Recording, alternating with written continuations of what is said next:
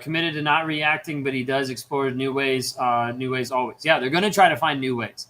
This is why it is so essential to get to where you're no contact. You're like, I can't go no contact because we have kids. Okay. No phone calls, no FaceTime, has to be through text. Okay. No text, has to be through email. Okay. No email, has to be through a co-parenting app. No co-parenting app, has to go through a third party. There are ways to do it. The only thing that's limiting you typically is your resources of figuring it out. Okay, but there's many people that are no contact from narcissists with kids that have no interaction with them or very, very limited interaction.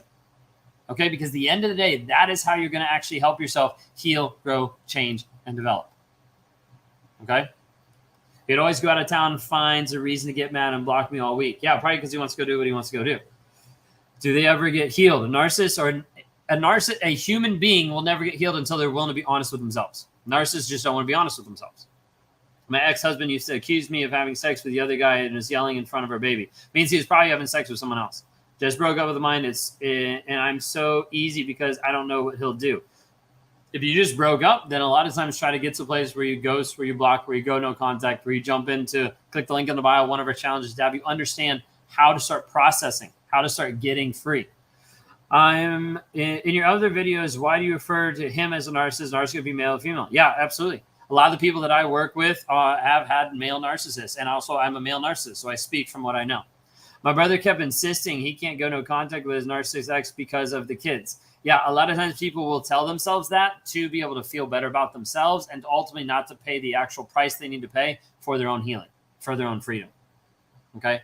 Now, everybody's on a different stage and a different journey. That's why even working with different clients that I have, like I don't force no contact. I do tell them this is the one way you will have the most capacity to heal, but I don't force that. I've worked with people for months or years until they've gotten no contact, until they've grown in that aspect.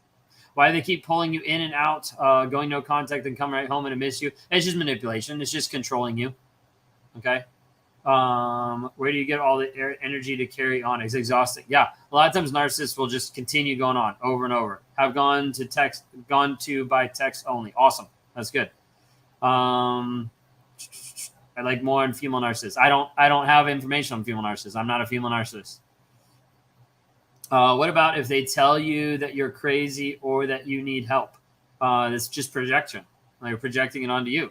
Okay, at the end of the day, if you've been with a narcissist, you probably do need help. You need support. You need community that can actually help you walk through this, understanding you're not alone, that you're not crazy. He refuses to stop texting. I've already sent the co-parenting app and asked him to stick to that. So if he refuses to stop texting and you've already sent him the co-parenting app or it's in your co-parenting agreement, block him. Like send one last message that says, hey, here's the co-parenting app again. I'll do all my communication on that app. Block. You're keeping me from the kids. No, I provided a great avenue for you to communicate that's also backed by the court system so we can have a cordial relationship. Well, you're abusing me by doing this. No, I provided an app for you to be able to use. Okay, you see where it comes down to? Like it comes down to mindset of the story you're telling yourself. Okay, he refuses to stop texting. Awesome. Text all you want inside the parenting app, but I am blocking you as of now, and then don't ever go back. Do you have info strategies to deal with a non-spouse familiar narcissist? A lot of them are very similar. They're very much the same. You can get trauma bonded with a parent. You can get trauma bonded with a sibling, all different aspects like that. A lot of what we teach is you getting free by the stories you tell yourself, not based on what person you're with or what person caused it. Do they never take accountability? They're always a victim. Yep, typically. That's typically where they focus on. Found out mine have been recording me when I yell back up to days of verbal abuse. 100%. Make you look crazy. Okay. Do you narcissists want to make a big deal out of their birthdays, or would they prefer that you wish them a happy birthday? It could be either one. That's a difficult one. You could have some overt, some covert, a little bit different. Could be like, hey, you didn't make a big deal. Like you should have made a big deal. Like I want a big deal because of who I am. Or it could be like, oh, I don't want anything for my birthday, but then you don't say anything. And he's like, remember 2 years ago when you ignored me for my birthday? And you're like, you said you didn't want anything. Yeah, that was a ploy. Okay, so you got to be careful. Fear's ability as he manipulates the judge and all bodies within the court system. He seems to have so much power. A lot of that just needs to get faced with the facts. What are the facts of the situation? Not the opinions, not the emotions. What are the facts? That's what's the ultimate thing that's going to help you get you free mentally and emotionally, but also hold up in court. How come some narcissists can realize they have NPD and some can't? It's their inability to be honest with themselves. That's really all that it is. It's the reason why a lot of people can't get healed. like survivors that don't get healed because they're looking for something. They're trying to figure it out, the easy fix, the quick hack. They're not actually willing to do the work and actually work on themselves. It's the hardest part. Okay. I will call every single person we know and speak terribly about me and make up lies about me. Yeah. So Morgan, with that, like, you're going to have people in your life, they're going to reach out to you and you're going to be able to say like, hey, this is what happened, and they believe you and you move on. And the people that don't, then those are people you block. Okay. Because they're just flying monkeys at that point. How would you respond when they make comments of, I hope she loves me, or I hope she's proud of me? I would just ignore it. That probably sounds really bad, but I would just ignore it. Like, it's just an insecurity. Like, I hope that this kid loves me, even though I've been a really abusive person. Like, they're just looking for validation. That's all it is. Okay. Just broke up the mind. It's so easy because I don't know what it'll do. You already said that. I thought I responded to that. My kids hate me because of my narcissist. They'll try to be able to put it back on you. A lot of times, especially if the kids get duped early on, they won't realize it and they won't actually figure it out till like early 30s. And a lot of times it's when we see them come back. It even talks about that in the Covert Passive Aggressive Narcissist, the book by Debbie Mirza. Okay. Why does a narcissist go from being nice then cruel to nice then cruel? It's just so confusing. Lisa, it keeps you in the confusing state so they can still do whatever they want. That's really all it is. They don't care about you, and they don't care like how they're controlling or confusing you. They just care about getting what they want. If they can keep you in a state of confusion, then they can still do what they want. Okay.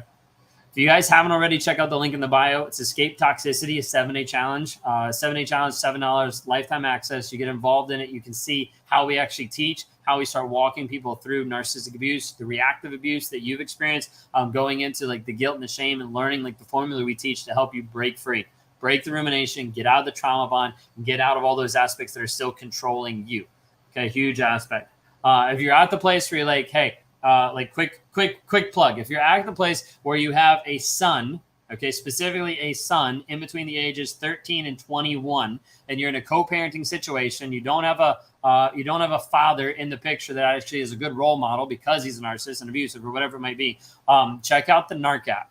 Okay, the NARC app is an app that we do a Monday night live every single Monday at 9 p.m. Eastern. Okay, come and be able to see us. You can go to narcapp.com, narcapp.com, www.narcapp.com, narcapp.com.